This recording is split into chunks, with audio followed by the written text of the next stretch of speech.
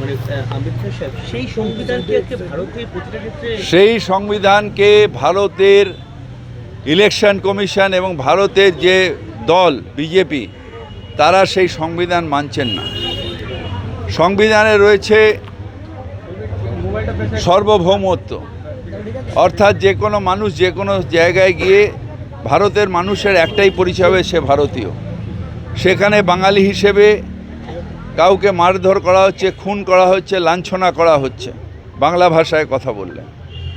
দ্বিতীয়ত, সংবিধানে রয়েছে পরে অ্যামেন্ডমেন্ট হয়ে যে 18 বছরের ঊর্ধ্বে যারাই আছে তাদের প্রত্যেকটা ভারতীয়র ভোট অধিকার থাকবে। এই ভারতীয় কি না এই সুনিশ্চিত কে করবে?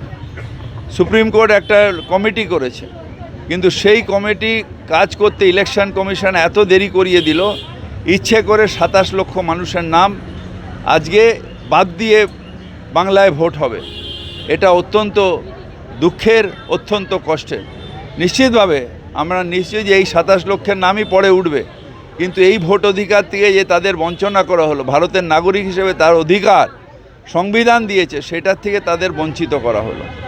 তৃতীয়ত, যে আজকে চারিদিকে যে উন্মাদনা, এই যে ধর্মীয় বিভাজন, প্রধানমন্ত্রী ডাইরেক্ট তার ভাষণে বলছেন ধর্মীয় বিভাজনের কথা, এটা এর আগে ভারতবর্ষ দেখেনি।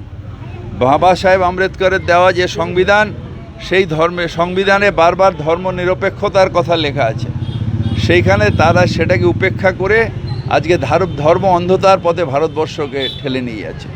নিজস্বতা নিয়ে ভারতবর্ষ বাঁচবে, সবাইকে নিয়ে ভারতবর্ষ এক হয়ে থাকবে, সেইটা সংবিধানকে উপেক্ষা করে এরা সংবিধানে অবমাননা করছে।